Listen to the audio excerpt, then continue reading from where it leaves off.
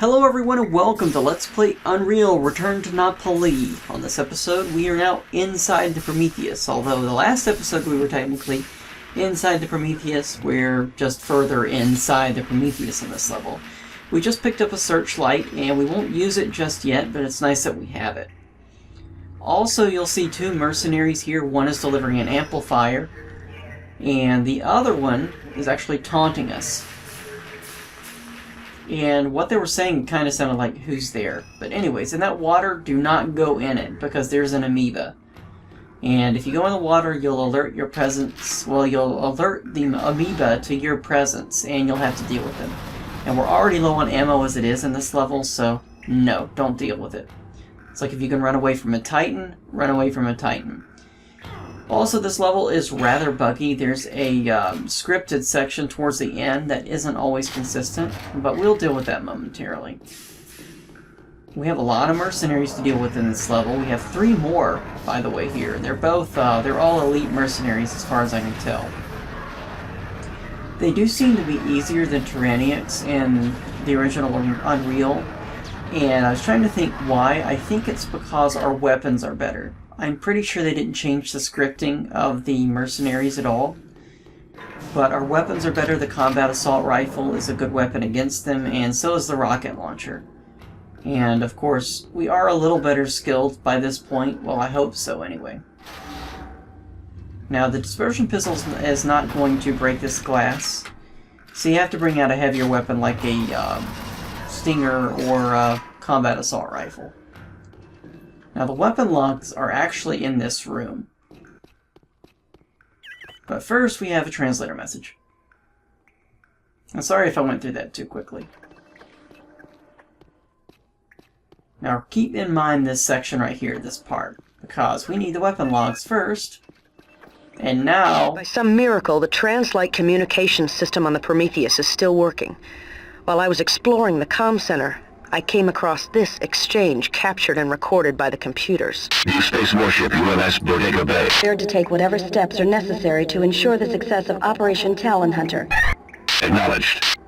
Bodega Bay, one more thing. Operation Talon Hunter is classified Deep Ultra. Once you've finished your mission, you must implement measures to eliminate any security risks. Please clarify, Starlight Base. Bodega Bay, make sure prisoner 849 doesn't come back. Terminate the prisoner once the job is done. Understood, Starlight Base.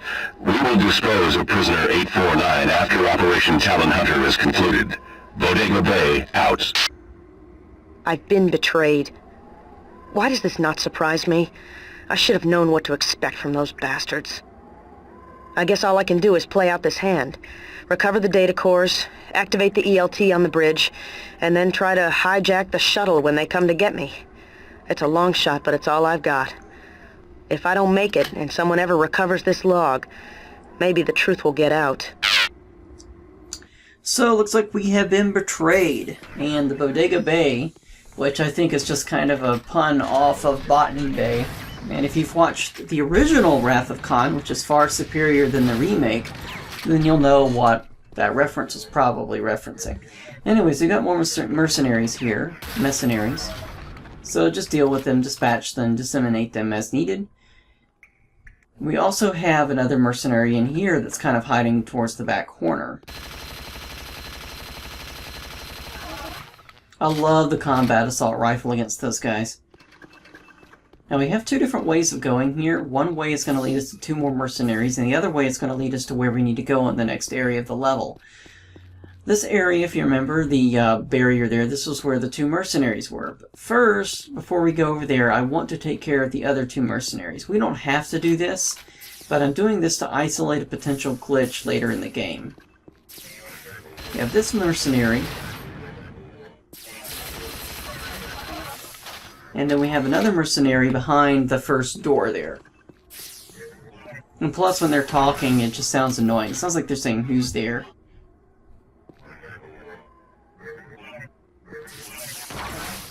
But anyway, we dealt with them there. You can also tell from the blue glow when, you can tell from the blue glow that, their shield is up and then their shield is down, so it's pretty convenient. Now this is just back to where we came from. or anyways a dead end. So we have to move forward now. Now the next section of this level is an absolute bastard. We're about to deal with some enemies that are extraordinarily difficult. And that's a little bit of foreshadowing there. Or I hope not a spoiler, anyway. Now we got the observation lounge over here. We've got a Kevlar vest, or a Kevlar suit, which we are going to need, and there's the bridge, navigation bridge. But before we go over there, try to sweep the perimeter here, because there are a few UMS boxes that can give us help and ammo. And we will need it. And this is the exit to the level, but we can't go past that just yet. We will eventually. I hope I said past and not bast. I don't remember, but whatever. I invented new words. You'll notice they're giving a lot of health to us and a lot of armor. Well, you'll see why. Now what you're supposed to do is you're supposed to go over here and make your way to the bridge. And you can do it this way. This is the way I recommend it, because it's easier. Then turn this on and then run like hell, because we've got enemies that are coming in. These are Space Marines, and they are tough. They use a very accurate hit scan weapon, and they also have rocket launchers. The rocket launchers will push you off of the spaceship and will instantly kill you. And the rocket launchers they have are much faster than the ones you have. And I think what goes on is that if you use nothing but the same weapon, like the combat assault rifle, then it will trigger the bug. And the bug is that another wave is supposed to come in, but it doesn't come in if you use nothing but the same weapon. And this is what's supposed to happen. So what I'm doing here is I'm pretty much just putting on the ghost mode and going through here. Because it bugged out and I couldn't get it to work, and I had to actually look at the code, and eventually I figured out what might have happened. So I showed you anyways what was supposed to happen. And trust me, that will happen to you too, if you play this game. I'm not surprised though, it is buggy with the script. But, you know, you have ghost mode, you could just put in ghost and then put in walk again and you'll be fine. I'm just rocket launching these spiders because it's easier that way. I think the manual or the walkthroughs refer to these guys as spinners because they spin webs. Not because they actually spin, but because they spin webs.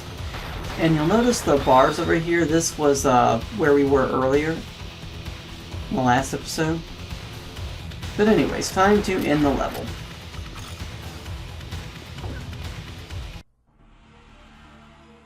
And there's no log entry here, so that pretty much ends this level. That was a brutal level. It took me quite a few tries to get it done correctly. And so I hope you enjoyed it. So thank you so much for watching. Let's play Unreal Return to Pali, and have a good day. Goodbye.